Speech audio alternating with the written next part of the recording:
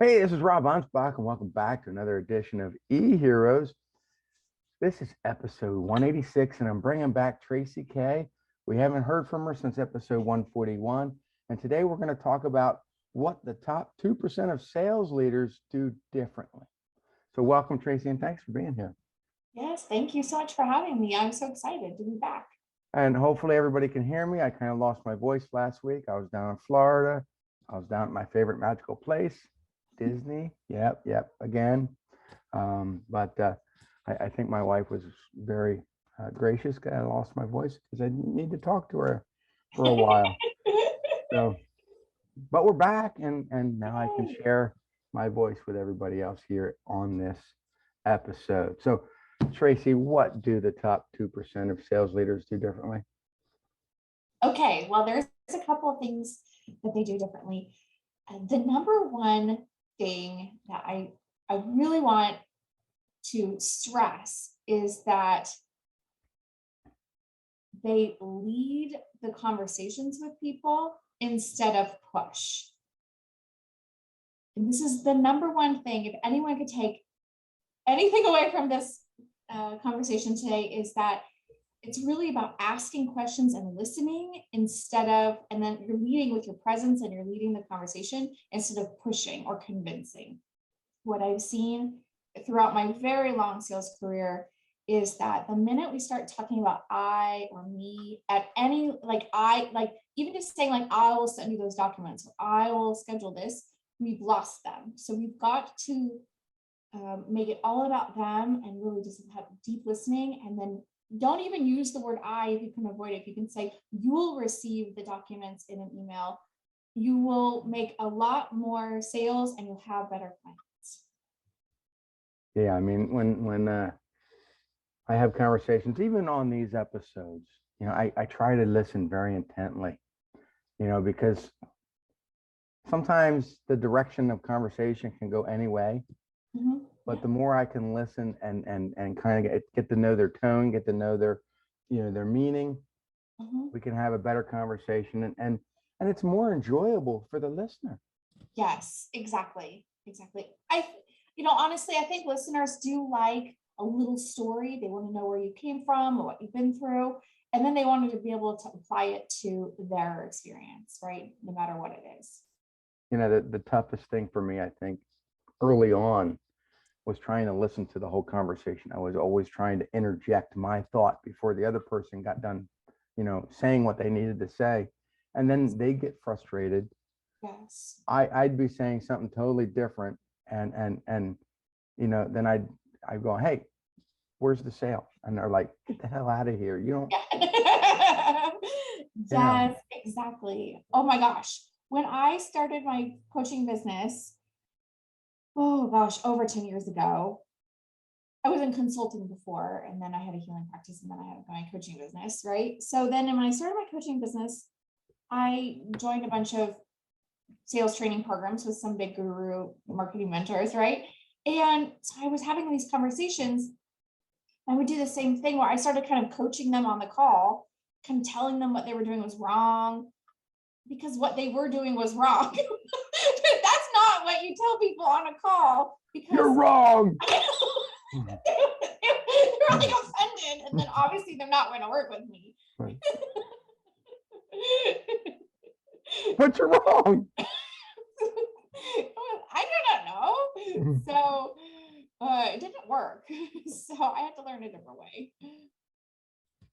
It's funny. I had this conversation a couple of years ago. I was in San Francisco with a group, and I walked up to these two people having a conversation. I thought, that's a great conversation. I'm trying to intently listen from afar. So as I got closer, I said something, and it offended somebody. And he turned around and goes, "You're kind of an asshole." And I went, "Yeah," and I just kept on talking. And we became fast friends after that, because he thought, hey, this guy's just somebody I can push around. But really, it was that sarcasm that kind of won him over. Yeah. And I think for me, it's knowing when to use my superpower, which is sarcasm. but really trying to listen to what they're trying to say and offer something constructive. Because if I just go in there and be myself, Yes. which sometimes works, but most times doesn't, I'm going to get pushback and be called names or told to go away. And I think that's most entrepreneurs are like that. They just want to rush in there and try to Yes. be that superhero, and it doesn't Yes. always work. Yeah, I agree. I think it comes from a good place. We really want to help people. And so we're trying to give them all of the things we can help them with, just like kind of dumping it on them, right? Mhm. And like you said, to give them something constructive or some insight into what's going on instead of like that they're wrong, but just like this might, kind of an high overview of the inside of why it might not be working and Mhm. how they can get the thing they want. That seems to go over a lot better. What's number two? The number two thing that that leaders do or sales leaders do is, it's really listening. And that's that deep listening. I know I mentioned that for the first part, but that deep listening is number one priority, because that's where we're going to hear their, like they pause or they kind of breathe heavy, like they kind of take a deep breath in the conversation, then you can ask them about that, right? It doesn't always mean something negative, like they're not going to work with you. It could mean that they're just nervous about that big next step, right? Especially with you, Rob, you help people write and publish books, right? For some people, that is a big step and it's maybe scary or makes them nervous, but excited as well. And so if we listen and they pause, it's sometimes just, oh, I'm really doing this. I'm really excited. It doesn't necessarily mean that they're not going to do it. And then they'll give themselves away in the language that they use. And so we can harness that language to help them see that this is truly the right next step for them. So they see it for themselves. And we can only do that if we're listening. We can't push that on them, or we can't actually give it to them through telling them what to do. Right. Well, you might be able to. Yeah. I get away with it very little, though. And I like to tell people that, I do have some type of power over people, but not in the way that most people think. And I do try to, give people the right advice Yes. when I see that they need it. Yes. Sometimes they don't listen, Mhm. and then that really gets me, because, if I say, look, I can coach you on these things, but you have to take action and do this, this, and this. Mhm. And then I watch them and they don't do any of it. Mhm. I'm going to probably call them a couple names and get them angry, and maybe they won't hire me. But sometimes they just need that push in the right direction, or sometimes sales leaders are listening to too many people tell them what to do. Yes. Yes. And if you're paying multiple gurus to give you advice, something's Yes. wrong. Definitely. I have seen that I've experienced that personally, but I've seen that be a problem with clients and colleagues when you're in multiple programs, because you'll go to one mentor or coach and says, oh, name your program this, and this is the offer. And you're like, oh yeah, I really love it. And then you go to your other mentor who helps you maybe do the content creation or something. They're like, no, that's terrible. And you need to do this whole other thing. And it just doesn't work. Yeah. And I think that some leaders need to realize that not all gurus out there are actually out to help them. Some gurus only want their money. And it's sad. I can tell who the reliable people are on social media based on their longevity, based on their reviews, based on people I know that actually use them. And I know that they're good people with good intentions. But then there are others, that they might have been around for a long time, but their reputation over the last few years has really sunk to new lows. and they're just getting bad reviews upon bad reviews, and I just I can't tell people right away and say, look, you know what, don't use that guy or gal because they're just pure assholes. But honestly, I just want to tell them. And sometimes you tell them and they're like, well, then they go back to that person and that person comes, Rob, why are you telling people not to use me? Because you're an asshole. It's just, but yeah, it all comes back to people. I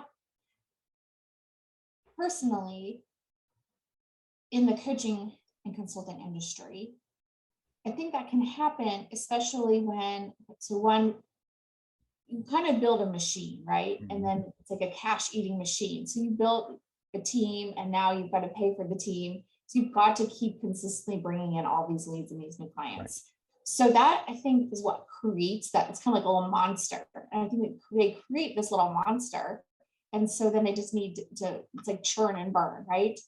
And I mean, I don't think it's right, but that's, I think, where that comes from. And so instead of having a high quality program for very specific people who get some specific results, then they kind of they have to pre-qualify the person before they go into the program. They just are like, oh, well, anyone that has a heartbeat can come in here, right?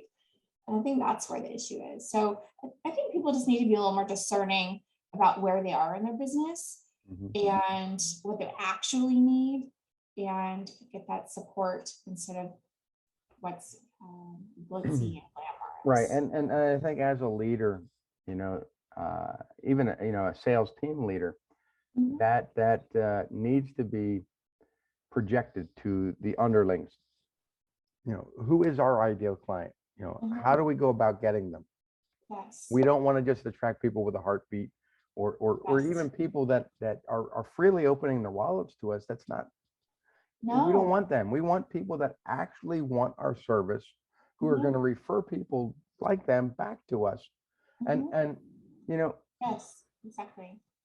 I've had clients that want to pay me big bucks, but I also know who they are, and I know that they're going to be giant pains in the asses, and I don't care how much money they throw at me, it's not going to be worth it. It's true.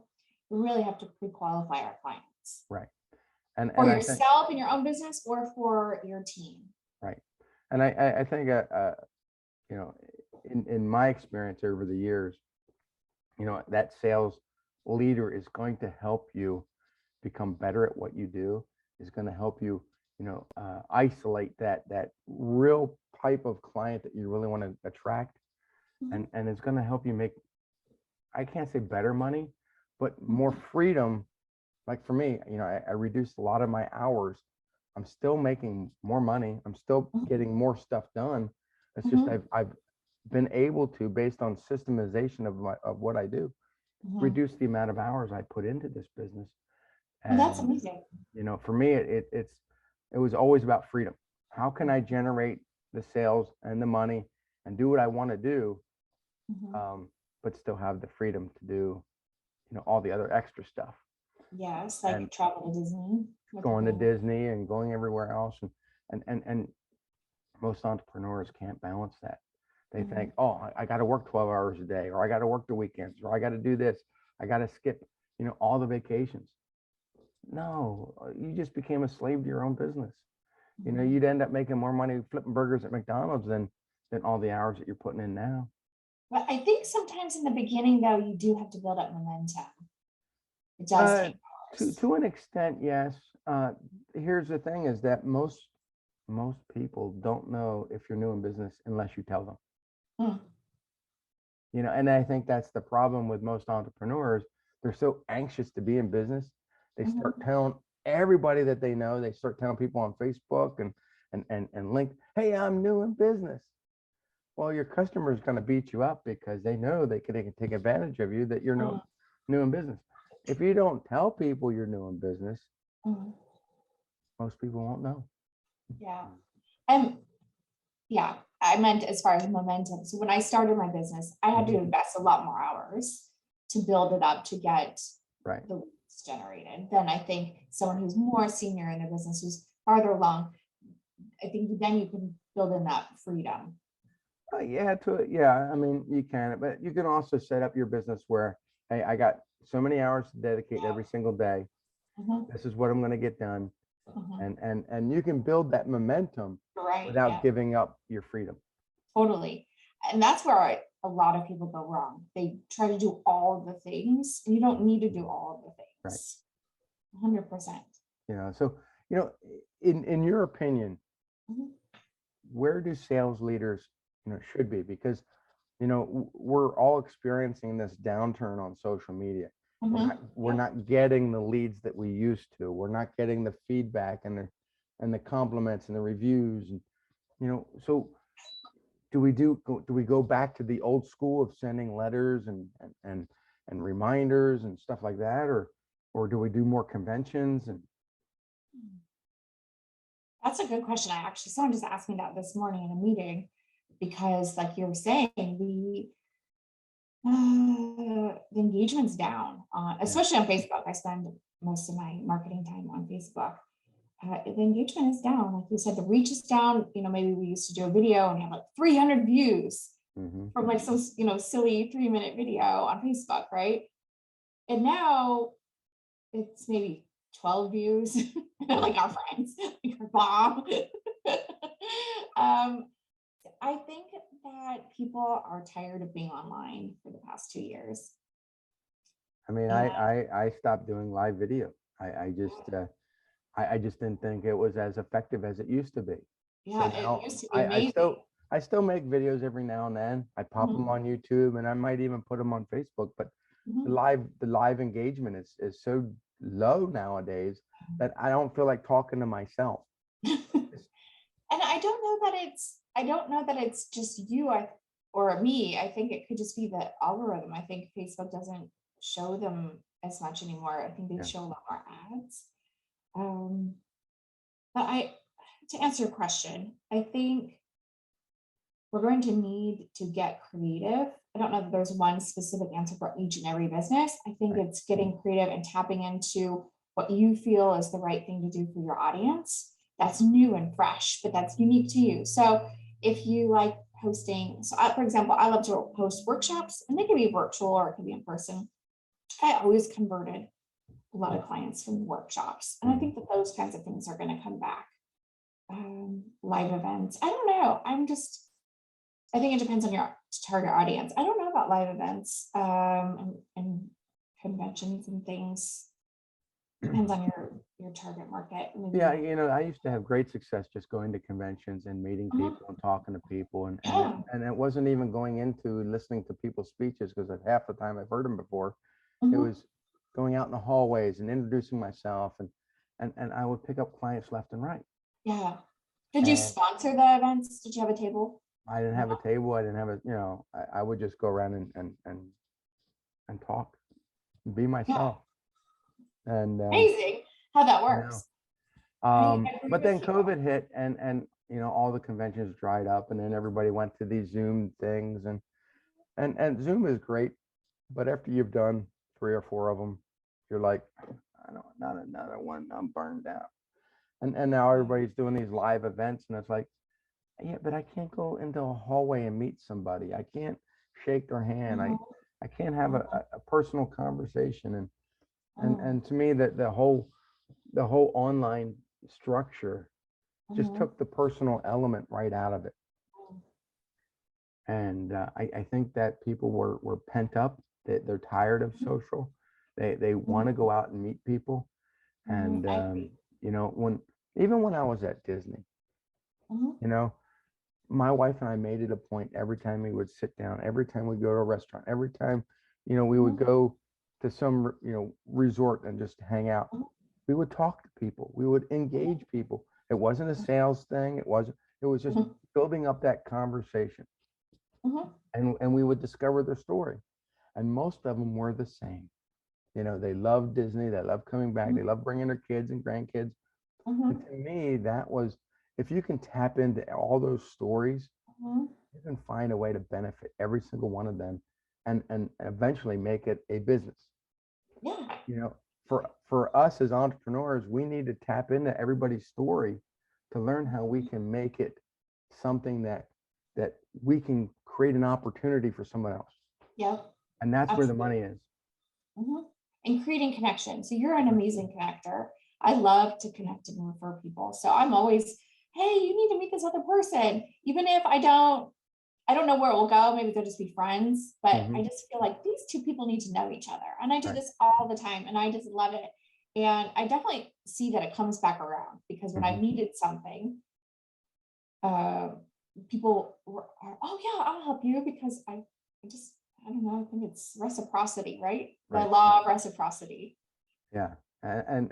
But here's the thing is that with everything that we do as entrepreneurs, it is all about the connection. Mhm. If I learn more about you and you learn more about me, and we can share that with other people, Mhm. hey, Yes. this Tracy person, yeah, you really need to know what she does and how she can help you. Or, on the flip side, hey, you really need to know that sarcastic guy, Rob, because he's going to really make you laugh. Mhm. But that's all you have to do. I mean, Mhm. listen to their stories. And, Yep. and once you can connect on that deeper level, Mhm. you can help them big time. Absolutely, 100%. And it might not be with your service.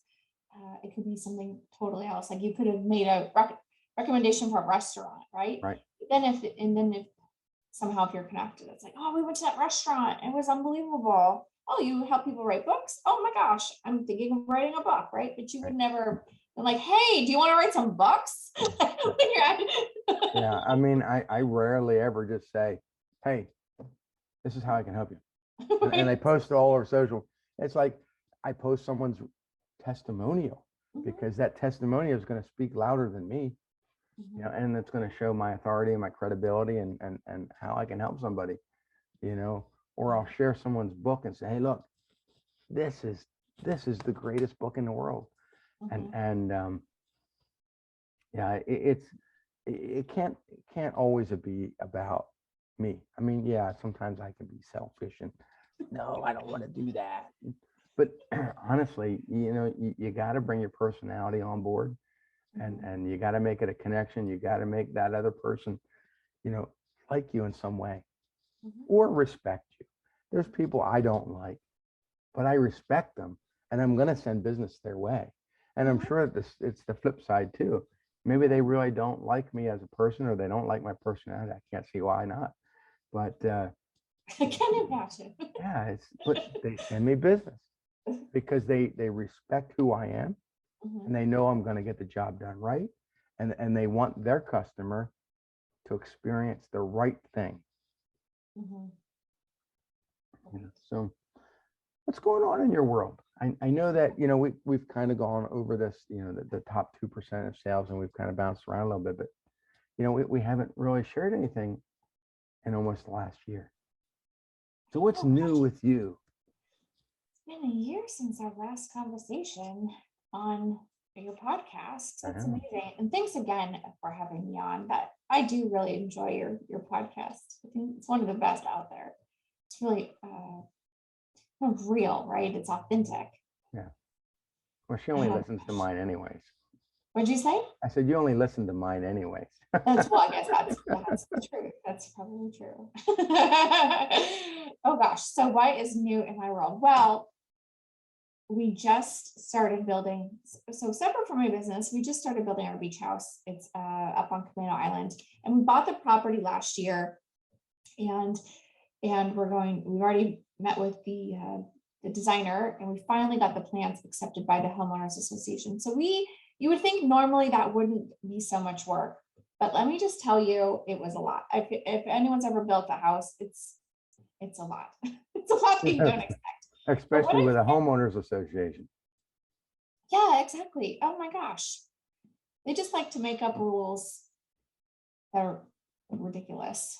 But this is I like sometimes getting onto the personal side. I don't always ask, but it's amazing because you've taken your business to the next level, and now you've been able to, create a beach house Yeah. out of the profits of your business.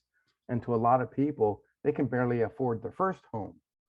So when as entrepreneurs grow, it's given you the ability and the freedom and the opportunity to, you know, go into bigger and better things. Yeah, To it's me, pretty it's amazing amazing. to create a business that provides for you and your family, but then also you can create the freedom. So I can go work there now, Mhm. or wherever we desire, and then also to be able to have that the income to be able to build that. It's amazing. I mean, this is it's our dream, right? To have Mhm. this house, and I'm just really excited for it.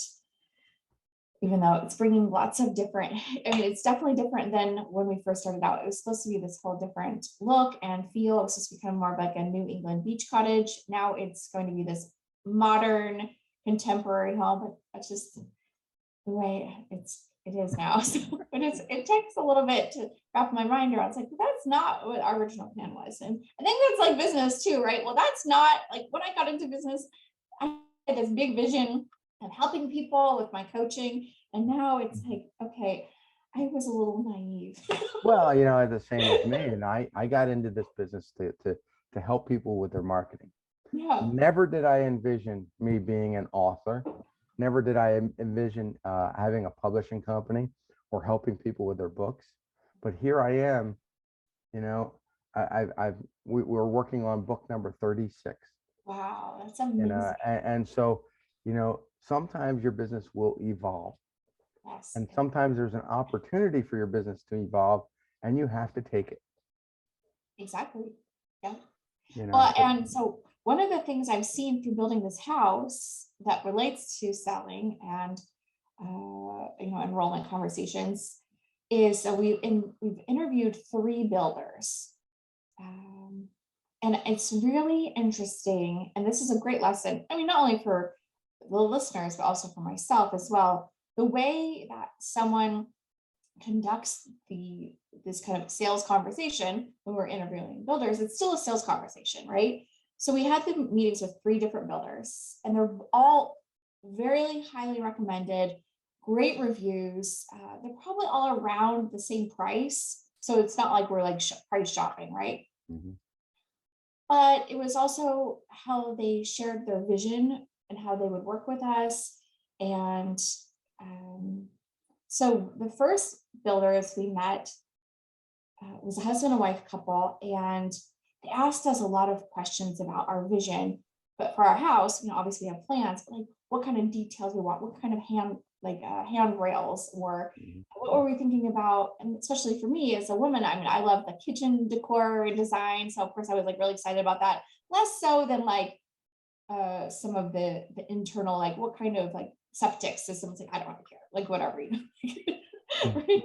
But when they talk about the countertops, like I got really excited, right? And so it's the same in your business, right? When you're talking to someone about working with them, they're going to be interested. You can tell if they're a detail person or what they're interested in, and go in that direction. If they had kept talking to me about wiring, it's like, first of all, I don't care, I don't know, like I'm not an electrician at all, right? But so I felt like they really listened. They took copious notes, and we had a really good conversation. The second builder that we met with, he had a very specific structure for the conversation. So he was like, this is how we work.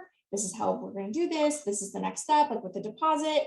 And so he could tell was a very professional salesperson, and he has like a multi-million dollar construction business, right? So that gave us, we felt safe with him as well, because we knew the process and we weren't wondering like, well, how much is this going to be? What's the next step? We felt safe. And so then we really liked that person. But he had gone to our property. He had, oh yeah, with your slope, we could do these things. So he knew what we were wanting to do. Oh, and then the first group, the couple, had also gone to our property. So then we went to the third construction company contractor. They had not gone to our property. They really had no idea where our property was. It was like down the street from their office.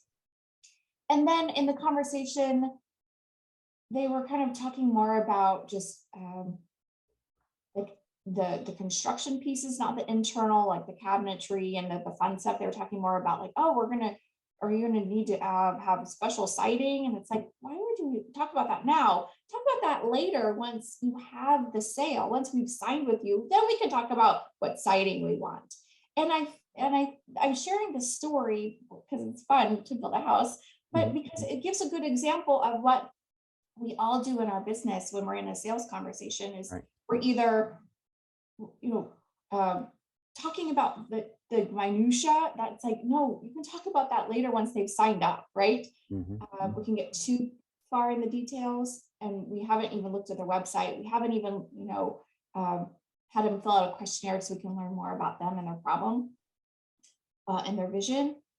And so obviously we're not going to go with them. They haven't even followed up and said, hey, it was great to see you after we met. How's it going? Nothing. So it's like, okay, they're clearly not a choice. So it's really between these two. And the first group was kind of more heartfelt, and you could really feel that they cared, versus the second one, it was like you really felt like it was like really professional and you knew you were going to be taken care of. So it's really, we'll have to decide. But I like that because with most businesses, they're like that third person. Yeah. They just, hey, this is it. They don't want to listen. They got this cookie cutter approach, and that's how it is. But the other two, they gave you that dog and pony show. But the second one went a little bit further and made you feel safe. And I think we as entrepreneurs need to make our customers feel safe. Absolutely. A lot of times they don't care about the other stuff, the fluffery. They don't want you to feel that you're being ripped off, but they want to feel in the middle. They want to feel safe. And if you can make them feel safe, you've won them over for life. Absolutely. 100%. Even if you're a little more expensive, because I really do think that team is going to be a little more expensive, but they do more things for you. There's a lot more done for you, which for some people, they absolutely need it. If you've never built a house before, or you haven't built one in a long time, it's really mentally intensive. And there's a lot. So it's the same with our business, same with business coaching or life coaching or consulting. If you have a structure you can walk your clients through, I've always seen with my clients when they've implemented a structure that they take people through, and they tell them the next step is to do this, then we're going to do this. They've always been able to raise their prices, and they've always gotten better clients. Yeah, and with that middle builder, they listened to you. They asked a lot of questions, then they listened to your response. They catered something that made you feel special and safe. And you're like, wow, okay, that's, and it didn't matter about the price. And I want most people listening to understand that price is rarely that thing that gets you to buy. It's something else emotionally. It's something else, physically, or that gets you, that embraces you somehow. It's rarely price. You might think it's price, but it's not. I agree with you. Yep. I've bought stuff that was a lot more than I wanted to spend, but because of who I was dealing with, I gave them the money because I felt safe. Exactly, 100%. I bought this big stove my wife wanted. Okay, what kind of stove? Very expensive. Like for in your kitchen, or like a heating for the stove? kitchen? Yeah, it was, and it was an Italian appliance. Oh. And I thought, I could just go down here and get it for a third of the price. That's what she wanted. She was dead set. I called the guy.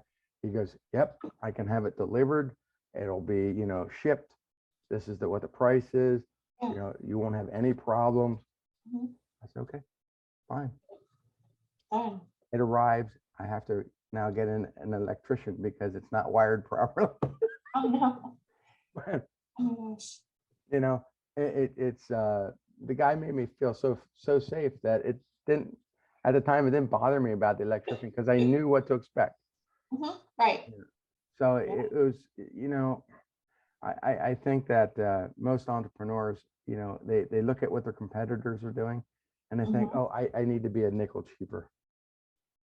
Oh yeah, that never works. Nobody cares. Never win. No. Never. You'll never win competing on price, ever, ever, ever, ever, ever. You will lose every time. Right. Every time.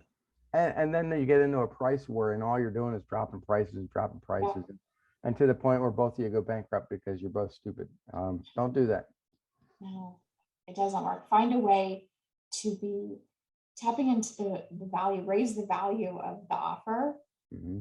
the ROI that they're going to receive from working with you or buying the thing that you offer. Find the way to increase that value. It's through positioning and through service, and it won't matter. So how do people get a hold of you? Oh my gosh. Well, you can find me on Facebook. Send me a message. You can call me on the phone. I still answer my phone. And you can Yeah, I know you don't. Don't call her. No, the best way though is to go to my website. It's salesteamsuccess.com, and you can send me a message there as well. That is fantastic. And this is what makes Tracy a hero. And so everybody that's listening, go to her website, salesteamsuccess.com. Correct.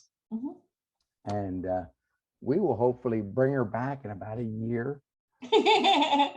So I want to thank everyone for listening, and we'll catch you guys on the next episode. Thanks for having me, Rob. It's great.